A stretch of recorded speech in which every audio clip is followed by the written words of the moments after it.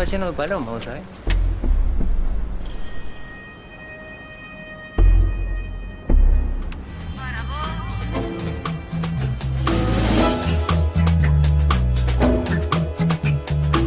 Argentina. Buenos Aires.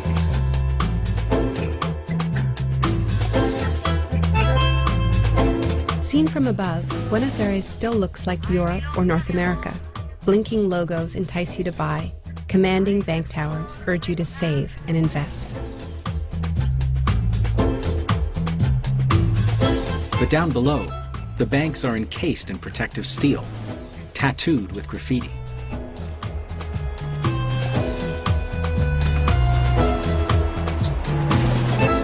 The scavengers wear frayed designer clothing. Their children, who used to eat American fast food, now sort through its garbage.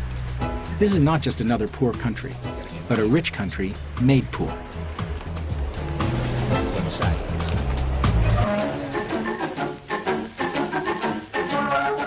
Las previsiones del gobierno justicialista de Perón se cumplen. Llegan al hotel y colonia de Miramar nutridos contingentes de turistas de toda edad y sexo que van a pasar unas felices vacaciones frente al mar. 50 years ago, Argentina was climbing towards the first world, an up-and-coming country like Canada or Australia. Juan Perón, the military man who ruled Argentina in the golden years, built the country on the model used in Europe and North America, huge public works and a made-in-Argentina factory economy. The result was the most prosperous middle class in Latin America. Fast forward to the 1990s and the reign of President Carlos Menem. He also transformed Argentina, but this time according to the rulebook of the International Monetary Fund. Menem imposed every business-friendly policy in it, all at one time. Downsizing, corporate handouts, and selling off every public asset he could find. In Argentina, they just called it El Modelo, the model, and Washington approved.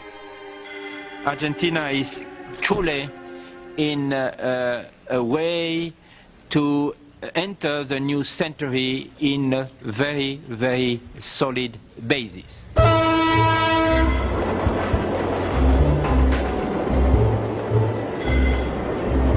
Wrong. Menem's miracle turned into a disaster. Half the country slid below the poverty line. He had created a capitalist Wild West. While people were trapped without work, money was free to travel. And when Argentina's currency started to drop, that's exactly what happened. Multinational banks whisked $40 billion out of the country in cash in the dead of night. There were no regulations left to stop them. The government panicked and froze all bank accounts in the country. So ordinary Argentines watched the wealthy get their money offshore while they were locked out of their own life savings. That didn't go over well.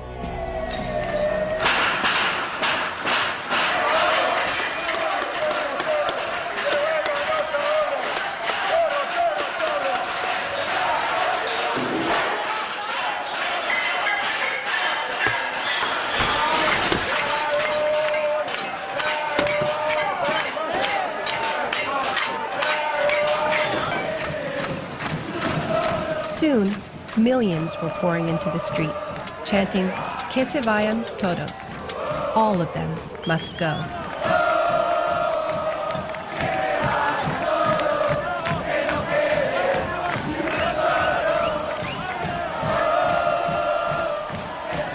And they very nearly got their wish. Argentina went through 5 presidents in only 3 weeks.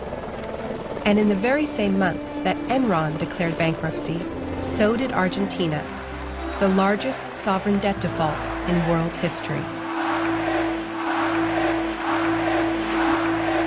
A country refusing to pay its debt, banks locking people out of their own accounts, The basic rules of capitalism were being broken by the system itself.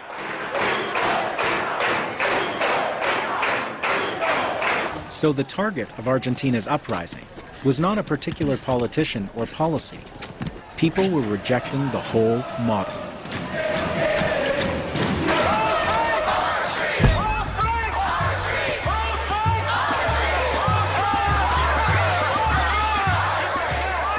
Which is exactly what's been happening around the world, from Seattle to South Africa. These economic policies are global, and so is the resistance.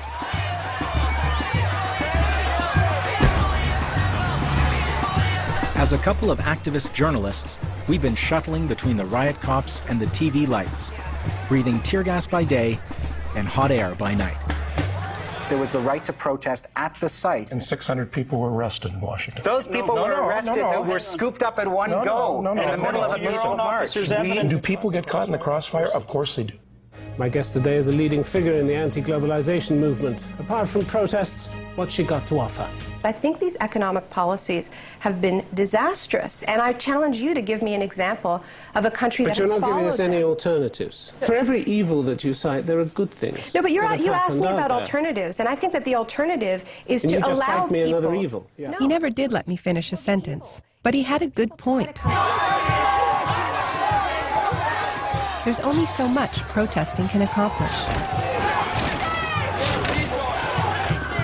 At a certain point, you have to talk about what you're fighting for. So we decided to shut up for a while. Our opponents wanted alternatives, so did we. We heard rumors of a new kind of economy emerging in Argentina. With hundreds of factories closing, waves of workers were locking themselves inside and running their workplaces on their own, with no bosses. Where we come from, a closed factory is just an inevitable effect of the model, the end of the story. In Argentina today, it's just the beginning.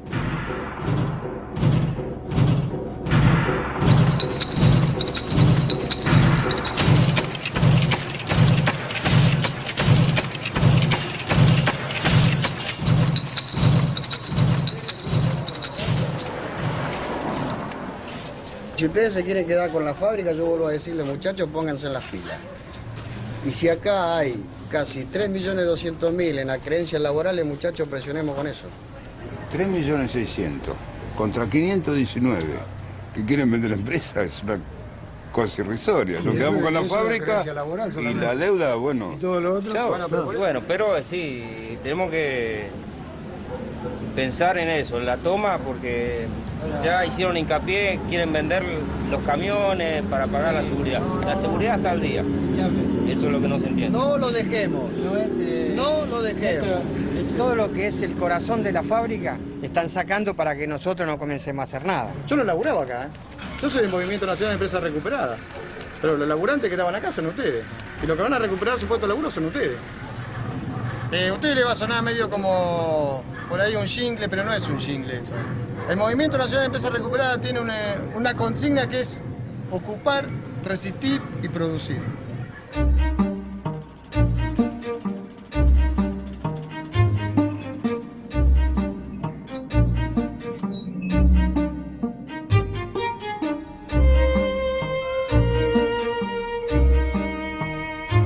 Bueno, yo trabajé durante 15 años en esta empresa. Mi sector era matricería, soy tornero matricero.